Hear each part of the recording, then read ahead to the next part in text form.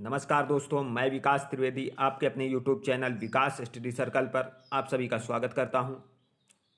दोस्तों, हिस्ट्री की कल की क्लास में हम लोगों ने मौर्य वंश के बारे में जानकारी ली थी और मौर्य वंश में हमने कल आपको पढ़ाया था कि मौर्य वंश के संस्थापक चंद्रगुप्त मौर्य और उनके बारे में सभी प्रकार के बनने वाले क्वेश्चनों पर चर्चा की। और उसी क्रम को आगे बढ़ाते हुए आज का हमारा टॉपिक है बिंदुसार। दोस्तों, ये बिंदुसार जो है वो चंद्रगुप्त मौर्य का ही उत्तराधिकारी हुआ। और उसके बाद आज दोस्तों हम बिंदुसार, अशोक और पूरा मौर्य साम्राज्य पढ़ेंगे और कल की क्लास में हम प्रैक्टिस करेंगे मौर्य साम्राज्य की। तो दोस्तों, बहुत ध्यान से और बहुत अच्छे से वीडियो को अंत तक जरूर देखें और ज़्यादा से ज़्यादा लाइक करें, शेयर करें और चैनल को सब्सक्राइब करें। दोस्तों, तो शुरू करते हैं आज का अपना चैप्टर बिंदुसार। दोस्तों, बिंदुसार के अगर शासनकाल की बात करें हम तो बिंदुसार का शासनकाल 298 बीसी से 272 बीसी तक रहा। दोस्तों, अगर बिंदुसार के हम शासनकाल की बात करें तो इसका शासनकाल 298 बीसी से 272 बीसी तक रहा। और उसके बाद आगे बढ़ते हैं हम कि बिंदुसार को अन्य किन किन नामों से जाना जाता था। तो दोस्तों, बिंदुसार को अमित्रघात, सिंहसेन, अमित्रोचेट्स, ये यूनानी नाम है दोस्तों, अमित्रोचेट्स। और सबसे ज़्यादा परीक्षाओं में दोस्तों अमित्रघात पूछा जाता है। क्वेश्चन आता है कि किस शासक को अमित्रघात के नाम से जाना जाता है, तो बिंदुसार दोस्तों। इसके और भी नाम दोस्तों मिले हैं, जैसे भद्रसाल। और अगर और अन्य नामों की बात करें तो बिंदुपाल, इस टाइप से। लेकिन इम्पॉर्टेंट यही है कि अमित्रघात, सिंहसेन और अमित्रोचेट्स। दोस्तों, बिंदुसार इसकी 16 पत्नियां थीं और 101 पुत्र। दोस्तों, इसकी 16 पत्नियां और 101 पुत्र थे। इसकी पत्नी सुभद्रांगी जो थी दोस्तों, उसी से अशोक का जन्म हुआ। अशोक की माता का नाम दोस्तों सुभद्रांगी और बिंदुसार के सबसे बड़े पुत्र का नाम सुसीम था। दोस्तों, आज हम पूरा मौर्य वंश संपूर्ण करेंगे इसी क्लास में। तो बिंदुसार के सबसे बड़े पुत्र का नाम सुसीम था और अशोक की माता का नाम सुभद्रांगी था। बिंदुसार के सबसे बड़े पुत्र का नाम अशोक और अशोक की माता का नाम सुभद्रांगी। उसके बाद दोस्तों, बिंदुसार के शासनकाल में तक्षशिला में एक विद्रोह हो गया। उस विद्रोह को दबाने के लिए बिंदुसार ने पहले सुसीम को और भेजा। जब सुसीम ने दोस्तों इस विद्रोह को नहीं दबा पाया तो उसके बाद बिंदुसार ने अशोक को भेजा, तब जाकर अशोक ने उस विद्रोह को दबाया। उसके बाद हम आगे बढ़ते हैं कि बिंदुसार आजीवक संप्रदाय का अनुयायी था। दोस्तों, बिंदुसार जो था आजीवक संप्रदाय का अनुयायी था। और आजीवक संप्रदाय हम आपको पढ़ा चुके हैं। और आजीवक संप्रदाय के अगर हम संस्थापक कौन थे इसकी बात करें तो आप लोग बताइएगा कि आजीवक संप्रदाय के संस्थापक कौन थे। मक्खली गोसाल दोस्तों, हमने आपको बताया था आजीवक संप्रदाय के संस्थापक मक्खली गोसाल हैं। तो बिंदुसार जो था दोस्तों वो आजीवक संप्रदाय का अनुयायी था, इसलिए इसने बराबर की पहाड़ियों पर रहने के लिए गुफाएं बनवाई थी आजीवक संप्रदाय के लिए बराबर। और ये दोस्तों ये उड़ीसा राज्य में पड़ता है, बराबर की पहाड़ियाँ। उसके बाद अगर बात करें तो दोस्तों बिंदुसार की मृत्यु 272 ईस्वी में हो गई। दोस्तों, बिंदुसार की मृत्यु 272 ईस्वी में हो गई। दोस्तों, बिंदुसार के शासन की सबसे बड़ी उपलब्धि एक यह मानी जाती है कि बिंदुसार ने अपने पिता के साम्राज्य को बढ़ाया नहीं किंतु कम भी होने नहीं दिया। तो बिंदुसार की सबसे बड़ी उपलब्धि यही रही कि उसने अपने साम्राज्य को ना तो बढ़ाया और ना ही कम होने दिया। उसके बाद बिंदुसार के दरबार में 2 विदेशी राजदूत आए। पहला, सीरिया के राजा अंतियोकस ने डाइमेकस नामक राजदूत भेजा। दोस्तों, बहुत क्वेश्चन ये भी पूछा जाता है कि डाइमेकस किसके दरबार में आया था, तो बिंदुसार के दरबार में। और किसने भेजा था, तो सीरिया के राजा एंटियोकस। तो दोस्तों बहुत ध्यान से पढ़ना। उसके बाद हम आगे देखते हैं दोस्तों कि दूसरा कौन आया था कि मिस्र के राजा फिलाडेल्फस, टालमी फिलाडेल्फस ने डायोनिसस को राजदूत बनाकर भेजा। कहाँ भेजा दोस्तों, तो बिंदुसार के दरबार में। तो डायोनिसस और डाइमेकस दोनों राजदूत बनकर आए थे बिंदुसार के दरबार में। और डाइमेकस को राजा एंटियोकस ने भेजा था जो सीरिया के राजा थे उस समय। और डायोनिसियस दोस्तों इसे टालमी फिलाडेल्फस ने भेजा था। तो दोस्तों उसके बाद हम आगे बढ़ते हैं और आगे हमारा चैप्टर है अशोक। दोस्तों, बहुत ही इम्पॉर्टेंट है, अंत तक देखना। परीक्षाओं की दृष्टि से बहुत ही मोस्ट इम्पॉर्टेंट अशोक हैं। तो अशोक का शासनकाल की अगर दोस्तों हम बात करें तो 269 बीसी से 232 बीसी तक अशोक का शासनकाल रहा। और बिंदुसार का उत्तराधिकारी अशोक, हमने बताया था कि अशोक की माता का नाम सुभद्रांगी। दोस्तों अशोक की माता का नाम सुभद्रांगी और बिंदुसार का उत्तराधिकारी अशोक महान हुआ, जो 269 ईसा पूर्व में दोस्तों मगध की राजगद्दी पर बैठा। अशोक दोस्तों 269 ईसा पूर्व में राजगद्दी पर बैठा, मगध की राजगद्दी पर बैठा। उसके बाद राजगद्दी पर बैठने से पहले अशोक अवंती का राज्यपाल था। दोस्तों राजगद्दी पर बैठने से पहले अशोक जो था वो अवंती का राज्यपाल था। और मास्की और गुर्जरा अभिलेखों में अशोक का नाम अशोक मिलता है। दोस्तों मास्की, गुर्जरा या उड़दगोलम, इन अभिलेखों में अशोक का नाम अशोक मिलता है। पुराणों में अशोक को अशोक वर्धन कहा गया है। दोस्तों पुराणों में अशोक को अशोक वर्धन कहा गया है। उसके बाद आगे देखते हैं, भारत में शिलालेखों का प्रचलन सर्वप्रथम अशोक ने किया। दोस्तों क्वेश्चन पूछा गया है कि भारत में शिलालेखों का प्रचलन सर्वप्रथम किसने किया, तो अशोक ने किया। दोस्तों भारत में शिलालेखों का प्रचलन सर्वप्रथम अशोक ने किया।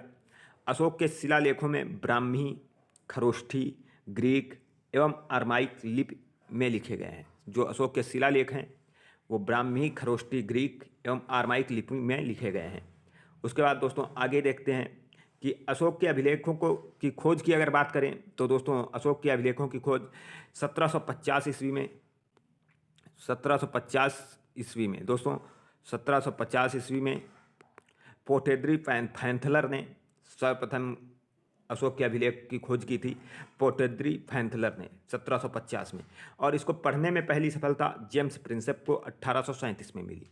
दोस्तों खोज तो पोर्टेड्री फैंथलर ने 1750 में कर ली थी, लेकिन इसको पढ़ने में पहली सफलता जेम्स प्रिंसेप को मिली और ये 1837 में मिली। दोस्तों ध्यान रखना ईयर है जो इसका 1837, इसको भी बहुत ध्यान रखना क्योंकि ये परीक्षा में सीधा क्वेश्चन पूछा गया है कई बार। तो जेम्स प्रिंसेप 1837 में अभिलेख पढ़ने में सफलता प्राप्त की। उसके बाद दोस्तों ग्रीक एवं अरमाइक लिपि के अभिलेख अफगानिस्तान से मिले हैं। दोस्तों जो ग्रीक एवं अरमाइक लिपि के अभिलेख हैं वो अफगानिस्तान से मिले। खरोष्ठी लिपि के अभिलेख शहबाजगढ़ी से मिले। दोस्तों खरोष्ठी लिपि के अभिलेख शहबाजगढ़ी से मिले एवं मानसेहरा अभिलेख पाकिस्तान से, और शेष भारत के अभिलेख ब्राह्मी लिपि में मिले। तो दोस्तों ग्रीक एवं अरमाइक लिपि के अभिलेख अफगानिस्तान से, खरोष्ठी लिपि के अभिलेख शहबाजगढ़ी एवं मानसेहरा पाकिस्तान से, और शेष भारत के अभिलेख ब्राह्मी लिपि में मिले हैं। उसके बाद आगे हम देखते हैं दोस्तों अशोक ने उज्जैन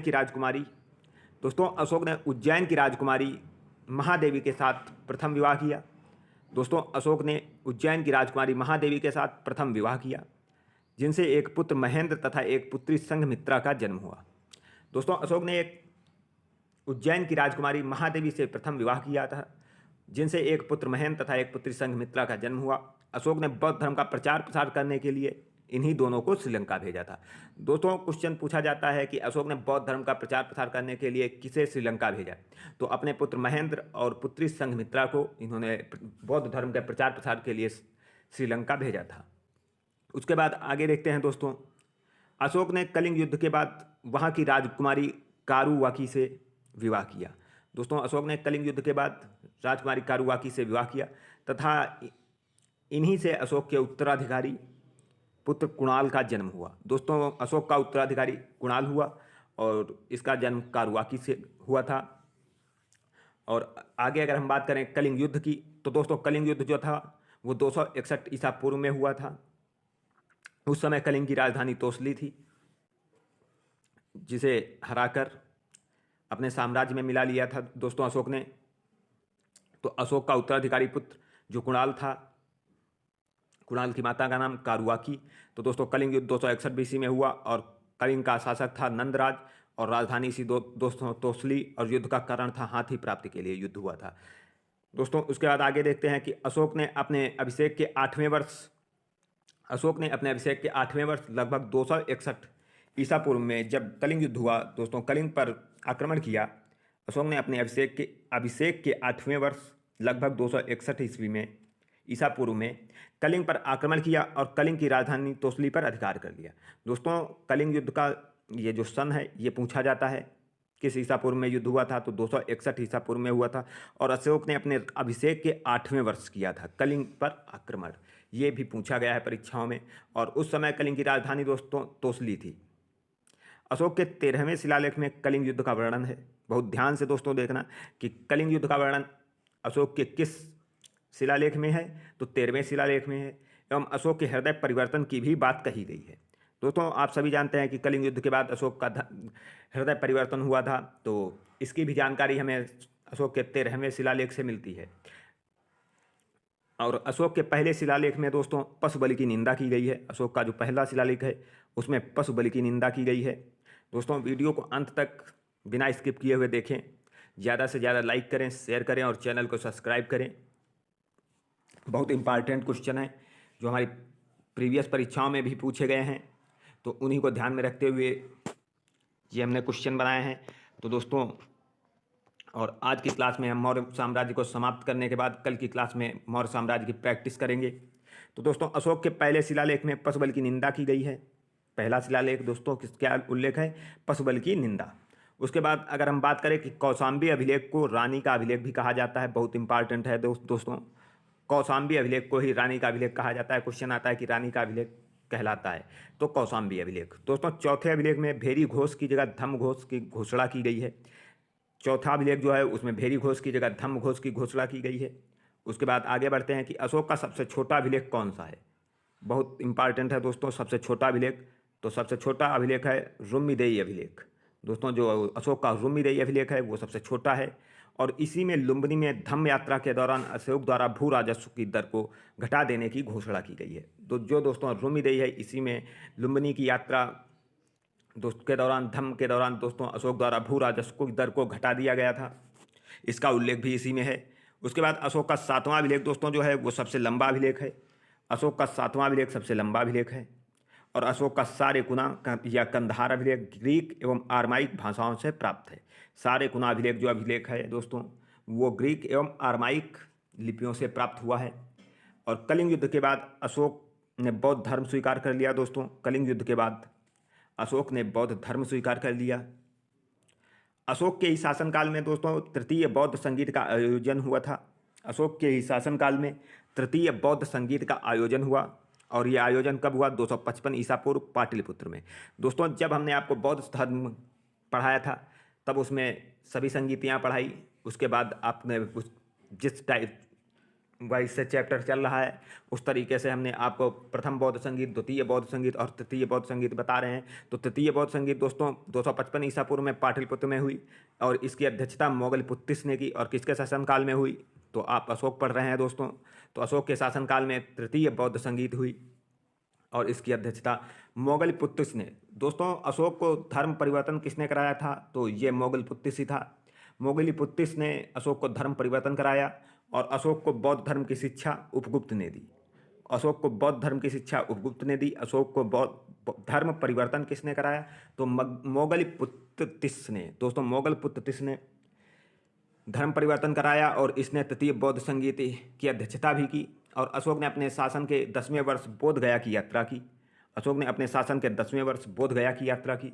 उसके बाद आगे बढ़ते हैं दोस्तों। अशोक के अपने शासनकाल में 2 महत्वपूर्ण स्तूपों का निर्माण कराया। दोस्तों अशोक ने अपने शासनकाल में 2 महत्वपूर्ण स्तूप का निर्माण कराया और ये बहुत ज़्यादा इम्पॉर्टेंट दोस्तों क्वेश्चन है कि सांची का स्तूप कहाँ है और इसका निर्माण किसने कराया। ये बहुत ज़्यादा परीक्षाओं में पूछा जाता है, तो इसीलिए कहते हैं कि वीडियो को अंत तक जरूर देखें और बहुत ध्यान से।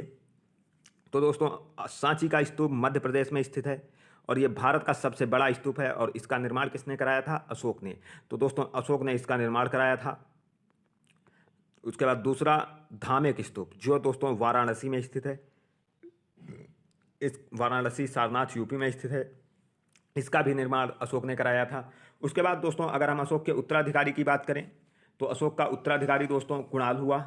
अशोक का उत्तराधिकारी कुणाल हुआ। हमने बताया कि ये कारुवाकी का पुत्र था। और कुणाल के उत्तराधिकारी की अगर हम बात करें तो दशरथ हुआ। उसके बाद दोस्तों दशरथ के बाद सीधा ये आ जाता है कि मौर्य वंश का अंतिम शासक बृहद्रथ था। दोस्तों मौर्य वंश का जो अंतिम शासक था वो बृहद्रथ था। बहुत ध्यान से दोस्तों पढ़ना, ये लास्ट शासक जो होता है अंतिम शासक, उससे क्वेश्चन पूछा जाता है। और इसकी हत्या इसके सेनापति पुष्यमित्र शुंग ने कर दी। जो मौर्य वंश का अंतिम शासक बृहद्रथ था इसकी हत्या इसके सेनापति पुष्यमित्र शुंग ने कर दी और 185 ईसा पूर्व में मगध पर शुंग वंश की नींव डाली। दोस्तों उसके बाद 185 ईसा पूर्व में मगध पर शुंग वंश की नींव डाली। दोस्तों यह भारतवर्ष का एक प्रथम ब्राह्मण वंश था। मौर्य वंश, दोस्तों ये जो शुंग वंश था ये भारत का प्रथम ब्राह्मण वंश था। और अगर मौर्य वंश के हम शासन कालों की बात करें तो दोस्तों मौर्य वंश का शासन 137 वर्षों तक रहा। दोस्तों भागवत पुराण के अनुसार 10 राजा हुए हैं मौर्य वंश में। दोस्तों अगर भागवत पुराण की बात करें तो भागवत पुराण कहता है कि 10 राजा मौर्य वंश में हुए, लेकिन अगर हम वायु पुराण की बात करें तो इसमें 9 राजा बताए गए हैं। और दोस्तों अगर हम 9 राजाओं की बात करें तो सबसे पहला आप जानते हैं कि हमने चंद्रगुप्त मौर्य के बारे में बताया, एक हो गया। और उसके बाद बिंदुसार, 2, अशोक तीसरा हो गया दोस्तों। और उसके बाद अशोक का पुत्र कुणाल चौथा शासक हुआ। उसके बाद अगर हम 5वें शासक की बात करें तो संप्रति था दोस्तों 5वां। उसके बाद छठा शासक जालौक बना। उसके बाद 7वां दोस्तों दामोदर सेकेंड। और 8वां शासक वीरसेन बना। और 9वां शासक दोस्तों दशरथ हुआ। और 10वां शासक दोस्तों बृहद्रथ हुआ। तो ये इन शासकों का वर्णन किया गया है। और दोस्तों अगर हम बात करें जो 9 शासक आते हैं वायु पुराण में, तो उसमें दामोदर सेकेंड का उल्लेख नहीं किया गया है। तो आप लोग की एग्जाम की दृष्टि से जो शासक इम्पॉर्टेंट थे उनको हमने बताया है। और कल की क्लास में हम इसकी प्रैक्टिस करेंगे। तो दोस्तों वीडियो को ज़्यादा से ज़्यादा लाइक करना, शेयर करना और चैनल को सब्सक्राइब जरूर करना दोस्तों। और हमारा सबसे अंतिम क्वेश्चन है कि मौर्य वंश में स्वतंत्र वैश्याव्रत अपनाने वाली महिला क्या कहलाती है? तो इसका आंसर हो जाएगा रूपा जीवा। दोस्तों ये भी क्वेश्चन पूछा गया था यूपीपीसीएस में, ये क्वेश्चन आया था। तो बहुत ध्यान से मिलते हैं अगली क्लास में। तब तक के लिए धन्यवाद। जय हिंद दोस्तों।